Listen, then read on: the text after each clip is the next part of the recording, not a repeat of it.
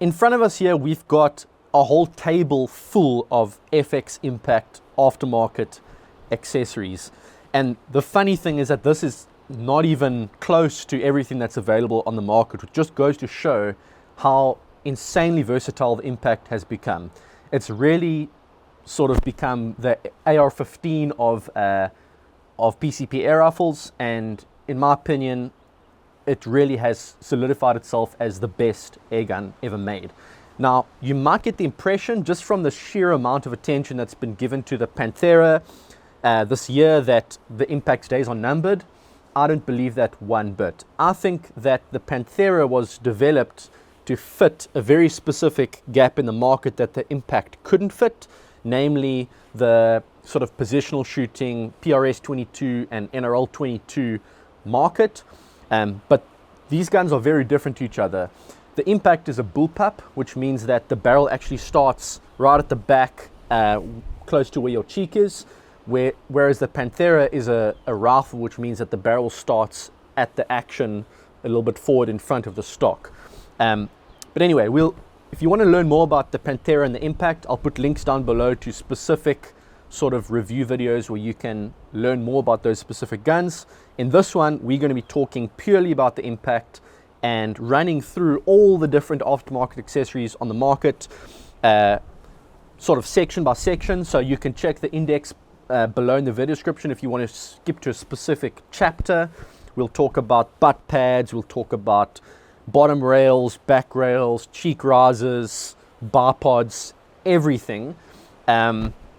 And so I'm going to take all the stuff off the table, we're going to put it to one side, and then one by one we're going to go through all the different variants, all the different manufacturers, and I'll give you my input on, you know, what the differences are between these parts, what the strengths and weaknesses are, and sort of my top picks for specific purposes, as in hunting, bench rest, PRS, stuff like that. So let's get straight into it, shall we?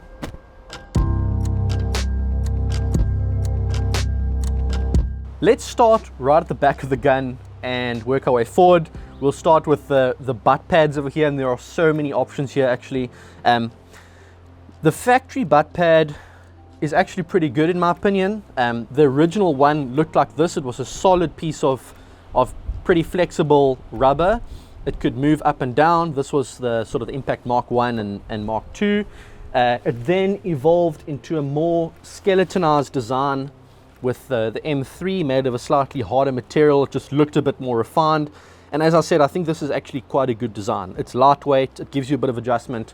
But for those of you who need a bit more versatility in terms of length of pull, let's say you're a big person and you want a bit more length of pull to have the grip and the scope a little bit further away from your shoulder, or if you just want sort of a bag rider or a rear monopod, there are plenty of really good aftermarket options here, and we're going to just go through them one by one.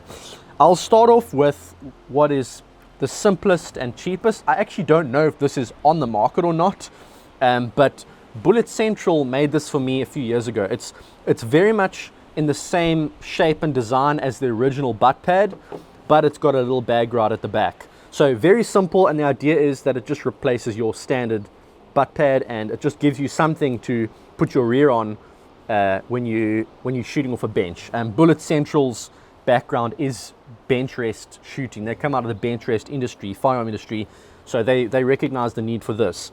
This is a very simple option. I'll go through a few more on the market. Saber Tactical makes one that gives you a little bit of adjustment over here. This part can move backward and forward. You get your length of pull adjustment also, and you can attach a rear pod like this. And what's cool about the Saber Tactical one is that they've offered quite a few sort of fancy aftermarket rear pods that are rubberized. So this one over here is just a simple rear base on a bearing that you can put down if you're shooting off a bench, and you can turn this to move it up or down, give you that fine adjustment. This one's a bit fancier. This one you can turn side to side also at the rear. So it kind of does the same thing as those fancy front bench rests, just from the rear instead of from the front. So that's Saber Tactical. and these guys are one of the original companies to do this. In fact, Sabre Tactical also made this. I don't think they actually make this as a factory option. Maybe they do, but they made this for the Pyramid Air Cup. I think it was 2018 or 2019. For the speed shooters, this kind of sits on your shoulder and allows you to not have to hold the rear of your gun up, and that frees both your hands to, cock the gun or to reload or whatever. So just shows the innovation coming out of that company. Moving a bit on, we've got Craft and Lipped, another company that's been around for a long time. This was one of their earlier designs. This is the KLS-1. They later improved on this, and I believe this is the KLS-3 now or something like that. But as you can see, just refined, more rubberized at the back. It's got all these adjustments. You can twist it, you can rise it up and down. You've got length of pull adjustment that's actually clickable, which is very, very cool.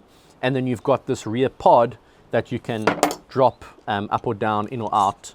And once again, this works really, really well. Craft and Lipped also makes this, which is a bit more sort of skeletonized. Once again, you've got your length of pull adjustment there, and you've got a sort of PRS style bag rider.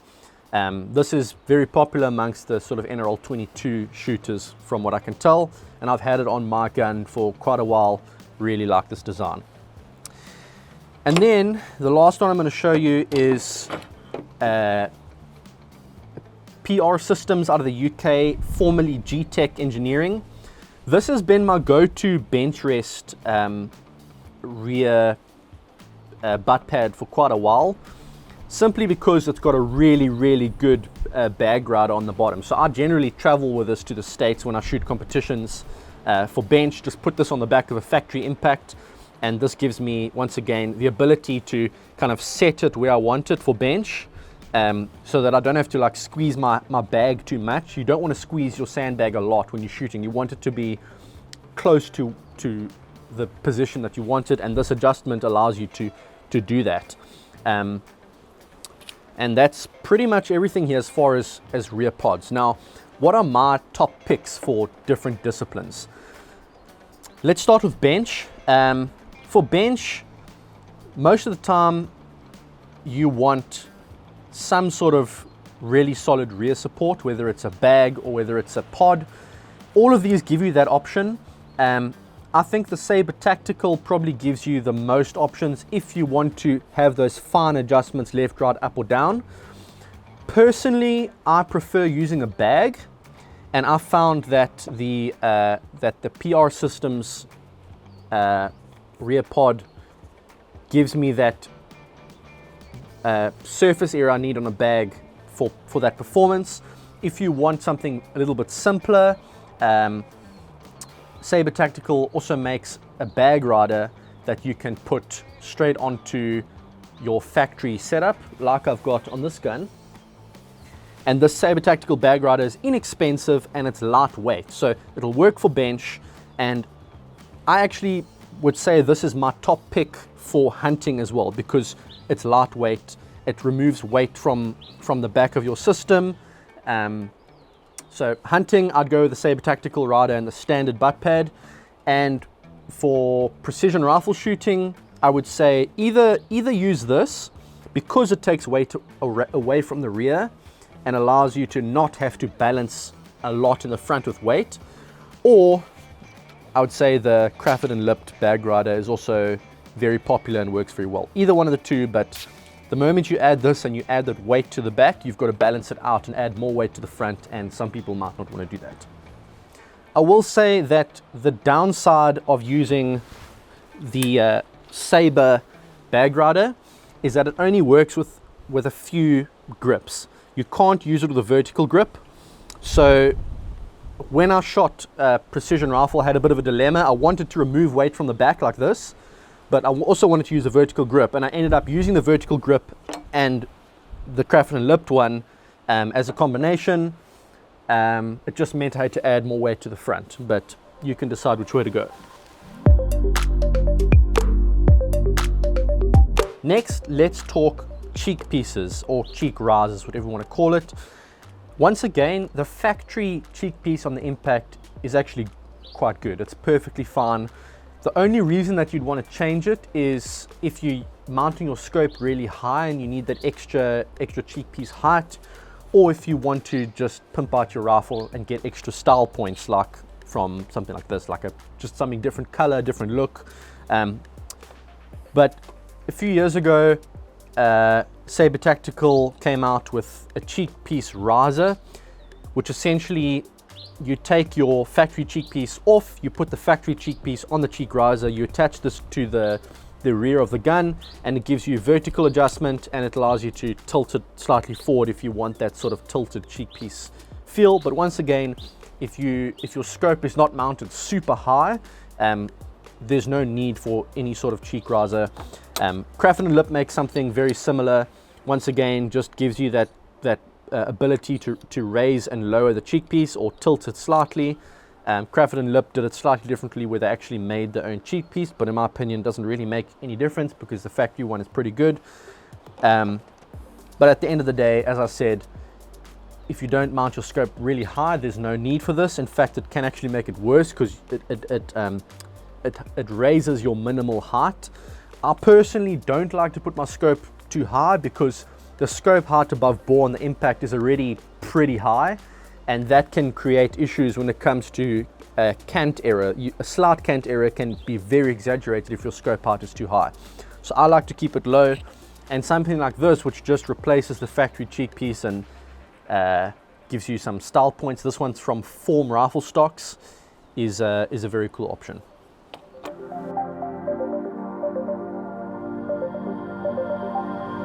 You may or may not remember, we're going to roll the clock back a bit, but this is the original FX Impact magazine. It gave you about 18 shots in 22 cal, which back when this was launched in 2015 was actually a lot, and was fully made of aluminium, high quality. It did have its downside though. It was quite time consuming to load. You had to sort of turn it and then rotate the top lid little by little to get it loaded up. And what Saber Tactical did, or actually it wasn't Saber Tactical, it was Side Shot at the time. They started making these, they called them Side Shot magazines, which had this system where you could actually remove the top lid and drop in like 28 pellets on all the way around, which at the time was very cool. They did this to give them an edge during speed shooting competitions, but people started buying these, and eventually FX bought the rights to that design and started making them, and this is what the factory magazine looks like today. It works very well, but it is relatively expensive to buy extras, and so we've had companies like Hunter Tactical or HTAC 3D print magazines that you can buy as aftermarket extras just to keep as spares topped up if you're hunting and don't want to load up your mag every now and again. And we've also had some improvements made specifically for longer slugs. The standard FX mag works very, very well with pellets, but some people have found that the spring tension sometimes causes issues when it comes to cycling very heavy long slugs like the 40 grain javelins. And also the depth is not always enough to seat those long heavy slugs, especially in sort of, well, actually any caliber. So some people started 3D printing magazine lids, but now we've got companies like Eagle Vision, which make a slug magazine which has stronger spring tension, a better bearing system, and a magnetic lid which pops off like that. I've been using these. It works extremely well. It doesn't ever jam up, and it's just a really, really good design. So I would strongly recommend, if you're shooting heavy slugs, look at the Eagle Vision system. I know Bullet Central is also working on something with Ernest Rowe, and that will be very similar to this, with a bearing and a stronger spring, and just very reliable cycling, very reliable seating, and overall a good design. So there are aftermarket options for magazines, check them out, but if you're shooting pellets, the factory mag will probably work perfectly fine for you.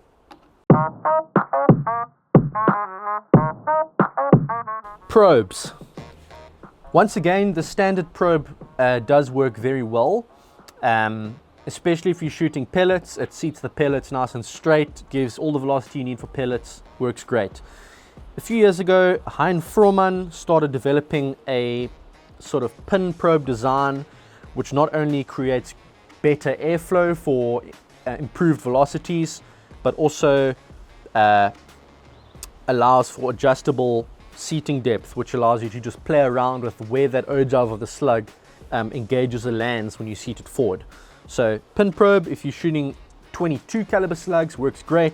25 and 30, we found it doesn't actually make that big of a difference because the transfer port through the probe, you get really good airflow. But 22 cal, this is worth checking out. I know one frustration some people have had with the probe is the way that it is held in the gun. That screw on the side, if it's over tightened, can strip when you try and loosen it. And if it does come loose by itself, the probe can actually shoot back, which can be a bit dangerous. So some companies like Crawford and Lippert have developed something like this, which is essentially a clamp. So not only does it have the screw to hold your probe in place, but also clamps it in place, which gives you better alignment and prevents the probe from actually wiggling loose and moving backward. Crawford and Lippert have also developed something very cool, which when you seat the slug or pellet forward, when it gets to the very forward position, the probe actually shifts backwards once again, which completely clears any obstruction from the transfer port to the back of the slug and gives you really good airflow. So it kind of gives you the best of both worlds, where it's seating it straight with a flat surface, but it's also not getting in the way of the airflow. So that's something to look out for. I actually haven't got one or haven't got an opportunity to try it yet, but it's very interesting and I think it's worth checking out.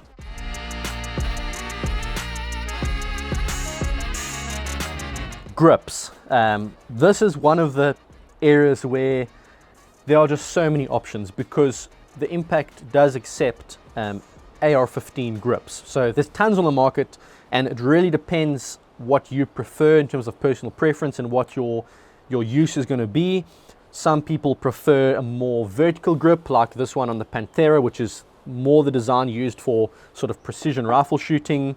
Some prefer something a bit more friendly on the eyes like this one from Form Rifle Stocks, which is a non-ambidextrous, so like a right-handed grip with really nice finger slots that just looks really nice. This is what I like to use for bench.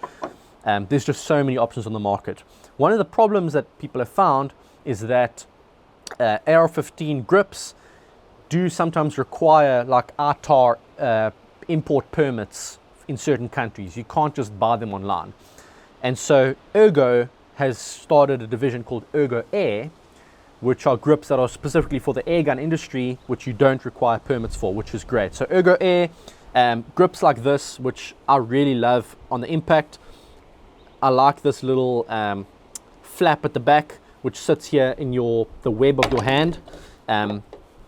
If you cock in the gun like this is the part that's in contact with the gun the most. And I do like this palm swell over here as well. I've got pretty big hands. The grip, the rubber, this is my favorite grip out of all of them, but there's many other great ones on the market. Saber Tactical makes some aluminium grips with a thumb rest over here. So for a lot of sort of precision rifle shooting, you don't want to have your thumb around. You want your thumb to rest up like this. And this is ambidextrous. You can put it on both sides. So yeah, Saber Tactical's doing some of that. And then as far as materials go, there's everything from laminate wood to soft rubber to aluminium to hard plastic like this one over here to 3D printed. This is a really cool 3D printed design that someone gave me at British Shooting Show, and it actually feels great. So grips, the world is your oyster. Go out, find whatever works for you and buy it. It really changes the whole feel of the gun. Some of the accessories that we've been talking about in this video are purely cosmetic, or maybe they just slightly change the feel or the style of your gun. This is not cosmetic. This is not one of those things. The bottom rail on your Impact can dramatically change the way that the gun performs, dramatically change the balance, dramatically change a lot of things. So this is really important, and for certain disciplines like NRL 22 sort of PRS style shooting, this can make or break your gun. The factory bottom rail is just a short, where is it here? This one. It's just a short Picatinny section on the bottom of the gun. It's the trigger guard and a short Picatinny section. And once again, I actually like this almost the best out of everything when it comes to hunting, because it keeps the gun lightweight once again, and it gives you a flat surface all the way across on which you can plonk the gun on a sandbag if you need to shoot off a sandbag, or fit a little compact like Accutac or Atlas bipod right over here. And it doesn't change the overall weight of the gun. So don't change it just for the sake of changing it.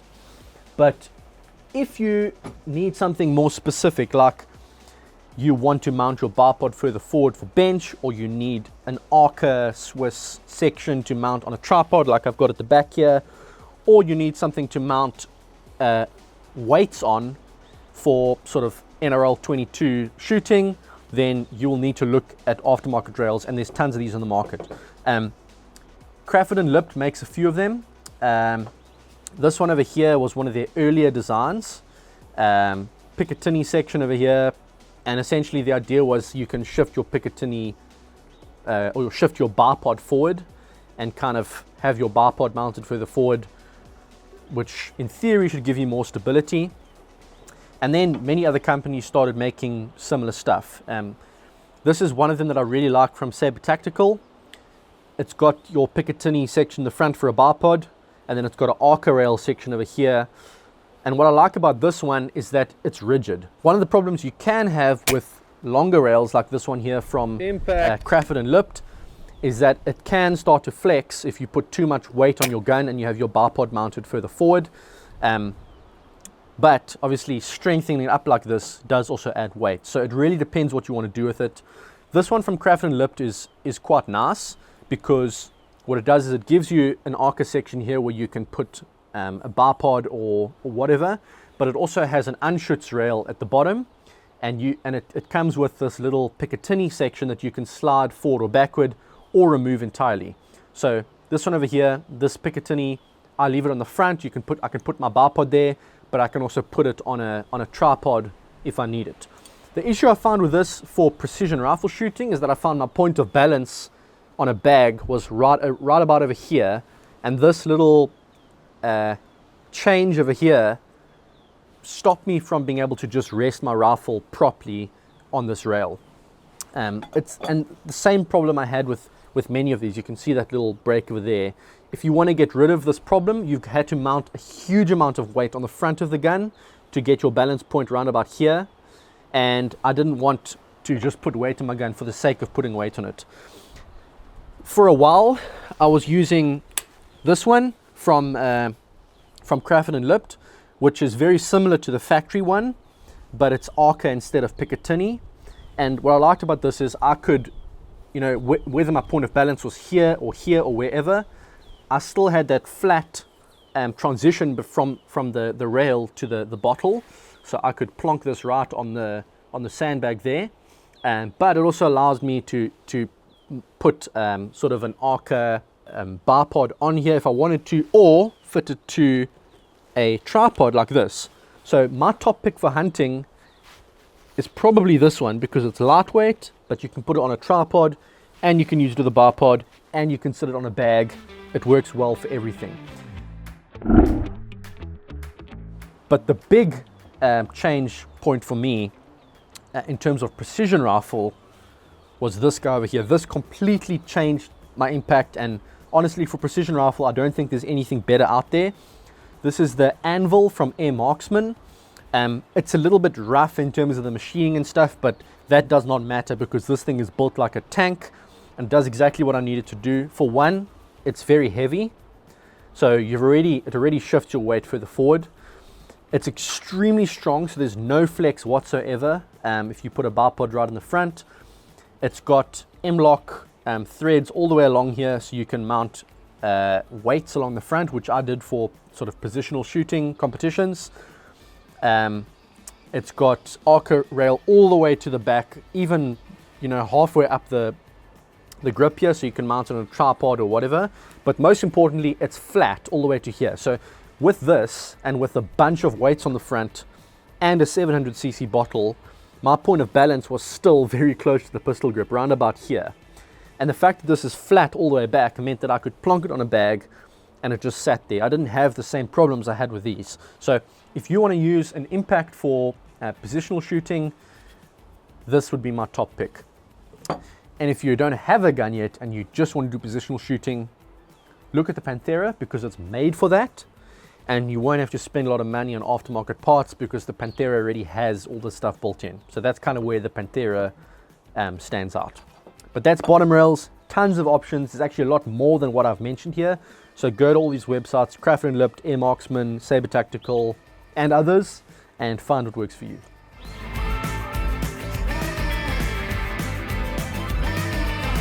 Top rails. Okay, there's a lot to talk about here. These only started showing up a little more recently. In fact, I only remember these really becoming part of a more serious conversation at sort of around the time of RMAC last year or just before. And that's because of a number of reasons. Firstly, the factory rail is actually quite good. And it's my preferred rail for hunting, and I'll tell you why in a moment. It's lightweight, it's low, it's got that 20 MOA tilt built into it as of the more recent impacts, and it's got these accessory rails in the front which look good and perform a function. So this is great. When thermal optics, thermal clip-ons started to become more popular, and when top-mounted bipods like the GRS bipod hit the market, that started the conversation of extended rails that sort of move a little bit further forward. It gives you a place to mount those bipods, which we'll show in a moment, and gives you a place to mount accessories or weights or whatever you want in the front. Saber Tactical came out with this one. I believe I used one of these at RMAC last year with the GRS bipod. It's 20 MOA. It's got a spirit level at the back. It looks really good, but it is quite heavy. And the other drawback is you need really high rings in order to clear your objective bowl in the front. For these two reasons, I tend to not want to use extended rails for hunting. I like to keep my setups light, and I don't use front mounted bipods often. So for me, this doesn't really perform a purpose. It just raises my scope height and adds weight in the front. As far as attaching M-lock weights to the gun, I prefer to do this at the bottom because I don't like my gun being top heavy. So if I'm going to add weights, I want to put it at the bottom so it kind of sits. I don't want my gun to want to cant over. So if you're using a front mounted bipod, these are great. If not, factory option is great. But when the Air Marksman top rail came out, this kind of, once again, I thought brought a very revolutionary idea to the industry, because it wasn't just about extending the rail forward and providing a place to mount a front mounted bipod or a thermal clip-on or something like that, but it performed other functions too. What this did is it actually replaced this entire section of the gun over here that runs all the way to the back. This is called the backbone rail, and the reason for that is it stiffens up this whole part of the gun over here and just makes it more rigid. The gun is kind of held together by this piece and it works well, but you've got this piece and then you've got the top rail separately mounted. And being involved with element optics, I can tell you that this has caused some issues. What happens is that when you loosen these screws and you remount this top part, if you mount it slightly skew, it pushes your scope mount skew, and it means you have to kind of max out your windage to the side, and in certain scopes that can limit your elevation travel. So a lot of guys have reached out with issues of this, and the Air Marksman rail kind of solves that problem, and it stiffens up the whole gun. So this is an awesome design. The only reason I haven't used it is because, again, I don't have mounts high enough to clear the objective bowl, and also this does raise the scope height quite high, and as I said, I like the scope mounted closer to the bore. Another great feature of this is it has a a ball detent at the back, which holds the cocking lever back when it's in the rear position. What's great about this is when you're moving between positions at a match, you're required to keep your bolt back, and if your bolt is free to slide forward, you can firstly be disqualified, and secondly, you can double load or preload without really knowing it, and that can mess up your whole match.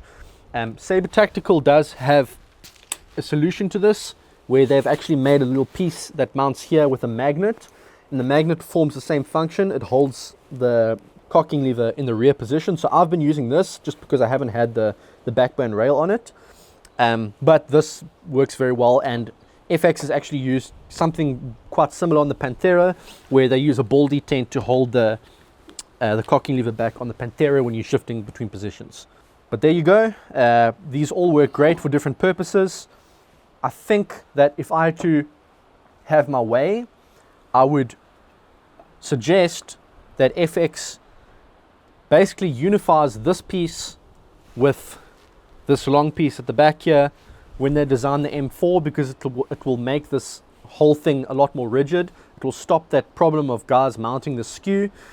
But I do like the look of this more than these. I like the fact that this section here, where the barrel meets the block, you've got this clamp over here, or you've got the shroud ending. I want that to be covered, and I want a point to add an accessory rail over there. I understand why it's not done with this, because it would require a bigger billet of aluminium when they're milling this, and it would raise the overall price.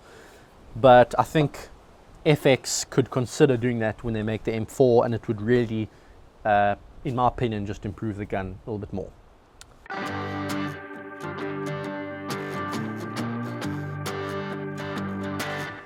Bipods are not specifically impact parts, but I think it's really important to have this as part of the conversation, because if you're shooting the impact, you're definitely going to want to buy a bipod, and there's a lot on the market.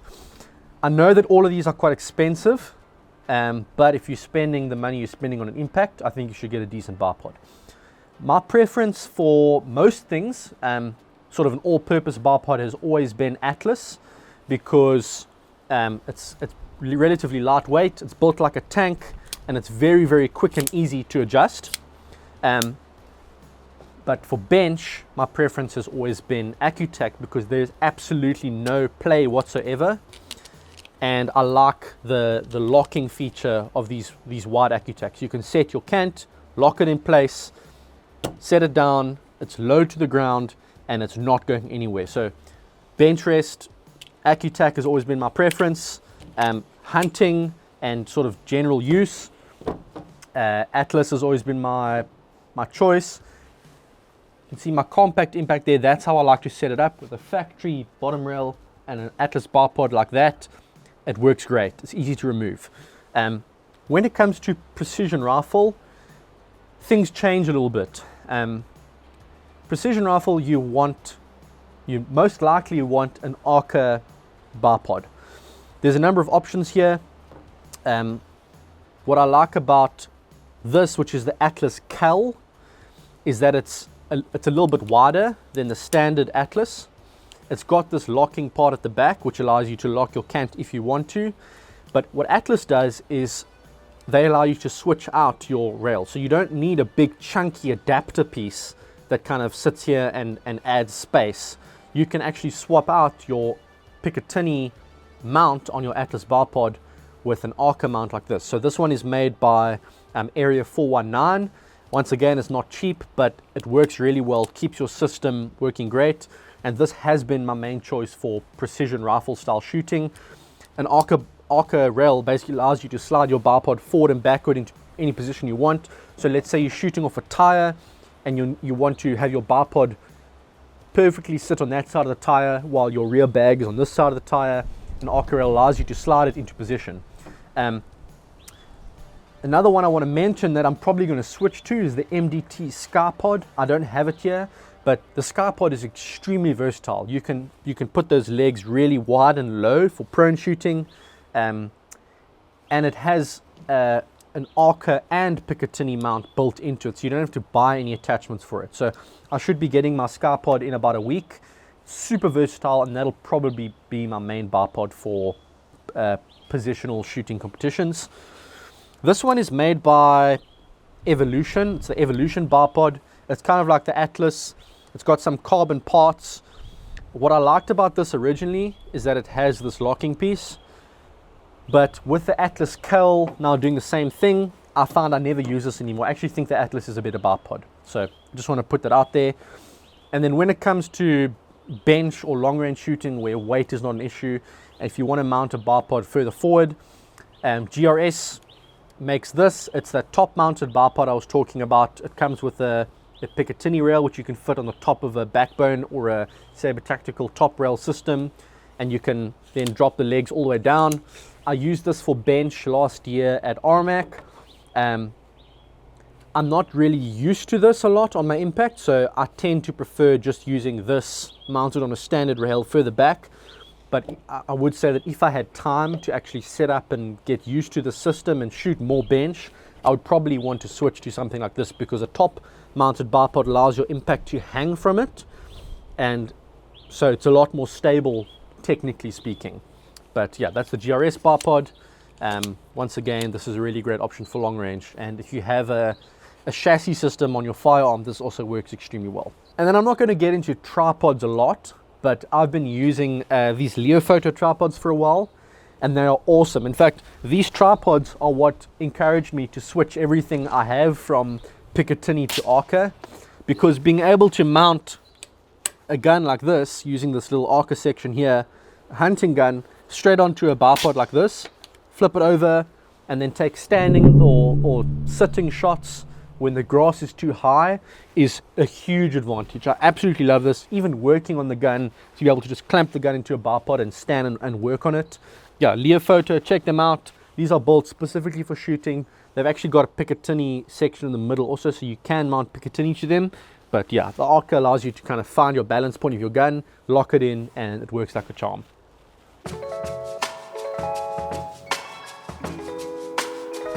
The impact, for as long as we can remember, comes with a shroud, and the shroud basically fits over the barrel. It protects it from scratches, it provides a little bit of rigidity, and it allows for a little bit of space in the front for the air to be sort of stripped out and redirected back into the shroud. So it helps to quiet your gun a bit. Even so, most people tend to put a silencer on the gun because the shroud doesn't reduce noise that much. I'm going to talk about this shroud firstly, because this does have an integrated silencer built in. I actually don't know if this is made anymore. This is a Huggett shroud for the impact. It clamps around the barrel over here. This is for a 500mm impact barrel, I think, or 600mm, I can't remember. But the silencer section is about that long, so it keeps it quite a bit quieter than the factory impact shroud. And the idea is that it's supposed to look like a shroud, it's not supposed to look like a silencer.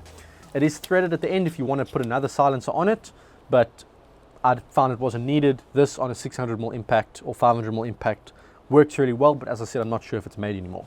A few years ago, we saw barrel tensioners show up. I did do a whole video about barrel tensioners, which once again I'll link down below, and the story of how they came to be. But essentially the whole point of these is to stiffen up the impact. So you can buy these as aftermarket parts. Once again, they work really well, and especially if you want to fit a reflex silence on your gun, or B, a little muzzle brake, and you're not really, noise reduction doesn't matter to you that much.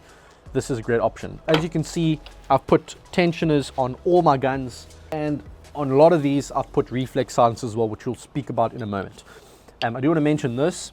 This is made by Ernest Rowe, and I believe that Ernest is selling them now through Bullet Central, or Bullet Central making them and selling them. But this is a tensioner with a shroud over it, and the shroud essentially tensions the barrel for you. So you put this over, you tighten this by hand, and when you tighten it by hand, it creates a bit of tension. So this is a very, very rigid option, and I used this last year, I think, for the big board RMAC, and it seemed to work very well. So there you go, shrouds and tensioners. Silencers and brakes. You might be surprised that I'm saying brakes. We'll get to that in a moment. Let's start with silencers.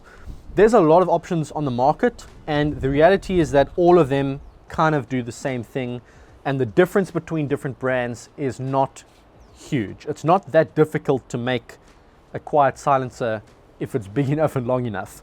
That being said, I've always enjoyed supporting Donny FL and Huggit. I don't know if Huggit's actually making a lot of stuff anymore. I haven't heard from him in a long time. Donny FL obviously is, and Donny FL makes awesome stuff. My favorites have always been the Koi for sort of higher power shooting. I find that the thinner, longer design performs quite well.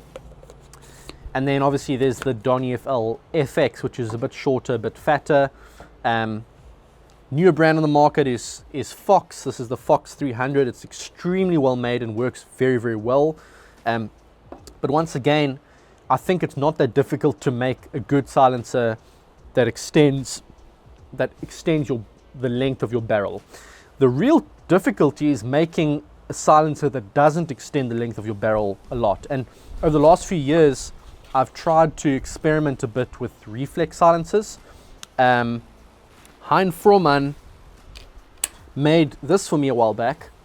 It's actually one of his muzzle brakes, which we'll talk about in a moment.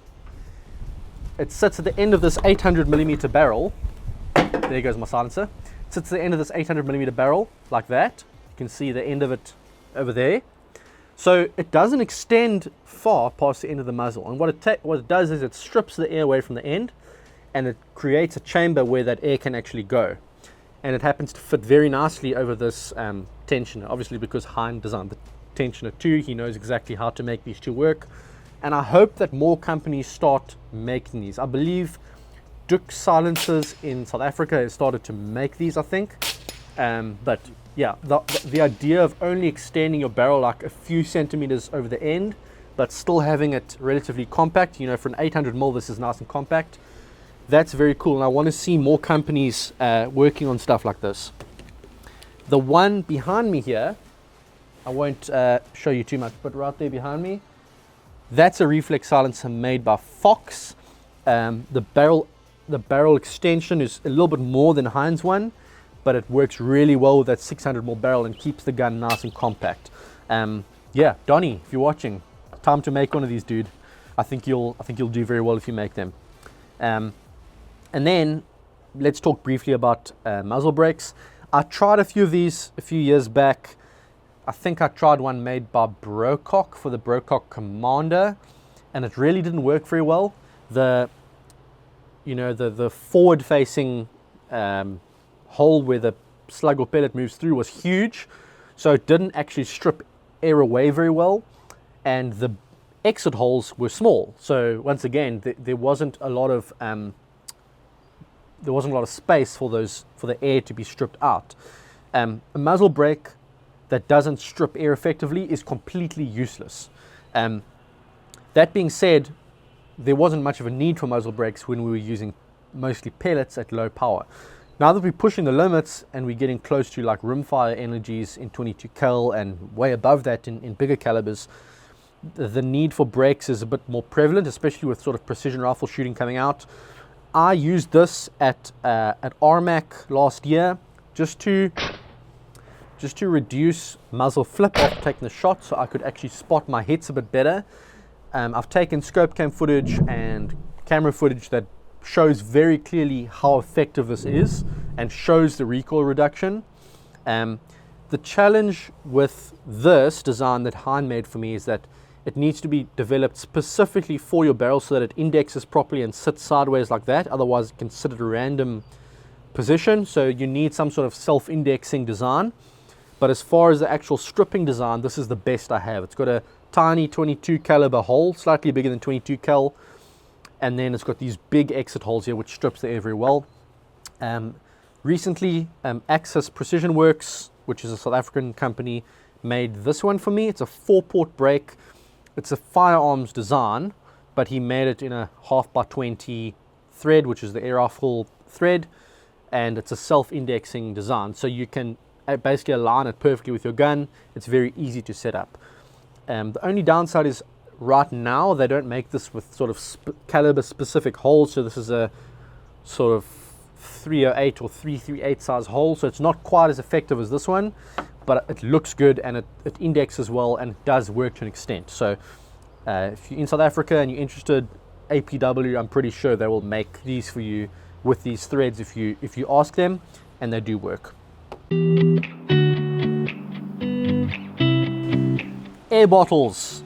Originally there was only one option. You could buy the Impact with a 480cc 250 bar bottle, but that has long changed as the Impact has become more diversified and people have started turning it into more interesting things, super compact hunting setups or long heavy competition setups that consume a lot of air.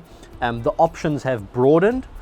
We now have everything from a 300cc bottle to a 700cc bottle, 250 bar or 300 bar. If you're going to buy an aftermarket bottle, I would strongly recommend 300 bar. Why not? You get more pressure, you can get more shots per fill.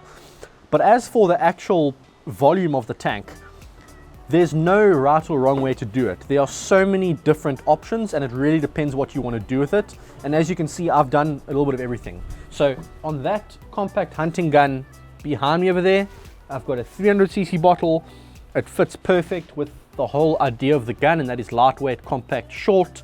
This is my monkey hunting gun, compact little scope on top, and I use this thing to awesome effect shooting monkeys and dassies recently. I can't wait to show you those videos, but that gun with a 300cc bottle is perfect because it gives me plenty of shots per fill with 26 grain slugs at 1,000 feet per second, more than enough for hunting, and it's nice and compact. Then you've got sort of something like this, which is my Matt Dubber special edition gun I did with Utah Air Guns, which shoots 34 grain javelins. This has got the 480cc bottle, and I've upgraded it to a 300 bar. Once again, this length for this little reflex silencer I've got on here is perfect, and it gives me a decent shot count while still keeping it relatively light.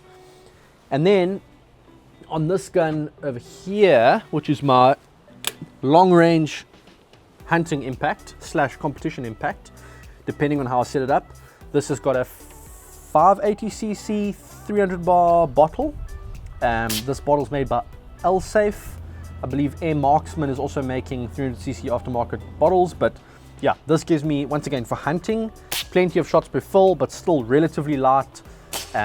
Works nicely with this reflex silencer. And when I convert this to a PRS setup, when I basically, all I do, I take off the silencer, I'll fit the 700cc 300 bar bottle, I put a muzzle brake on here, and I put the Air Marksman anvil rail, and there you go. I don't have to touch the settings or anything, but I've got a PRS setup that's well balanced and works really well. So this one with the Air Marksman anvil rail is a match made in heaven, and that extra weight in the front actually helps as well when it comes to positional shooting.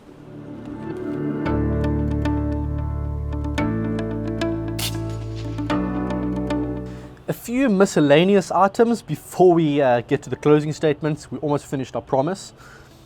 Let's start with this over here, which is a Sabre Tactical bottle clamp. Now this is for guys who want to mount a bipod or have a Picatinny rail further forward, but you don't have a rail to do that. This gives you a spot to mount it. Personally, I've never used it like that because I don't like putting that weight or pressure from a heavy gun onto the bottle itself. I feel like it puts unnecessary pressure on the actual joint. Maybe I'm wrong, but that's just something I don't like to do. But I found a really, really good use for this. Olight, who make really good torches or flashlights, they made a torch with a very narrow beam, and I found that I couldn't mount this torch anywhere on the Impact on those accessory rails because the head of the torch was too big. I put this on my Impact bottle. I used this Picatinny torch mount with a pressure switch, mounted it on my Impact, and this thing is super cool for hunting at night with a torch. I could actually film through the scope cam and get awesome hunting footage. But yeah, this bottle clamp, if you want to use it on a bottle for a bipod, you can, but I think that this use, using it to mount a torch or an accessory is actually great. Moving on, Sekhmet digital gauges. I've shown you this in the past. These gauges are great in that they give you your pressure in bar very, very precisely. It's a digital gauge. So for example, I have this impact over here, the reg pressure is on 191 bar. It's very specific, and I like to be able to read it from there instead of reading it from an analog gauge. It also has some cool functions like you can charge it by USB. It's got little magnets that clip onto it. Charge it by USB. It can tell you your shot count, how many shots you've taken since you filled the gun, stuff like that. But yeah, Sekhmet gauges. I believe Newman, one of the FX technicians, sells these, and I think a few other people sell them too, but they're very, very cool and definitely worth getting, especially for your reg gauge. Not so much for the main full gauge, but for your reg gauge, definitely recommend this. This is called the Crafton Lipped Delete. It basically replaces your front, your first regulator on an impact. Why would you want to replace your first reg? Well, the first reg is there to reduce the workload on your second reg, but it's only really reducing the workload if you have a big pressure differential between your full pressure and your reg pressure. So if you're shooting pellets and you've got your reg at 80 bar and you're filling the gun to 250 or 300 bar, that's a big pressure differential, and your first reg's supposed to reduce that. But if you have your reg pressure set really high, like mine, like 191 bar, then your first reg, what do you do with your first reg? You basically have to max it out, and it becomes kind of useless. So the Crafton Lip Delete is made to basically replace your first reg, and it basically removes your first reg entirely and just lets the air straight through. I had an issue with this where the O-rings were completely the wrong size and they just blew out straight away, and I tried everything to get it to work and it just didn't work. But I'm very confident that Stephen from Crafton Lipped will have sorted that out by now, and I'm very confident that if you buy this now, it'll work very well. And then lastly, Sabre Tactical double bottle adapter. This was developed by Thane and Vel to basically give you double the air capacity for bench race competitions. More air means you don't have to like pause your shooting in the middle of a match to refill your gun. My personal feeling is that the law should change to align more with the WRABF 100 meter unlimited class bench rest, which says you could just tether your gun to a tank. I don't see the point of having to like carry all the air with you. That's not the point of bench rest. The point of bench rest is your ability to read the conditions and to shoot well. But anyway, if you want that double air capacity, this is here and it does work great. And that's it, guys. Long video, but I felt like I needed to cover this topic once and for all before the Panthera craze takes over and I start to talk more about that gun. I hope you enjoyed it, and I think the message is clear. The impact lives on. It's awesome that you can turn this gun into whatever you want. It keeps it exciting, keeps it interesting. It's one of the reasons that I've never grown tired of the impact. My setup changes every few months, and that's a good thing. Keeps it interesting for everyone, and it allows us to continually evolve this gun forward. I'm sure that the M4 will come eventually and future generations, and it will just keep evolving, getting better as valving improves and small adjustments to certain things can be made. But yep, impact lives on, and the world is a better place for it. Thanks for watching. I'll see you next time.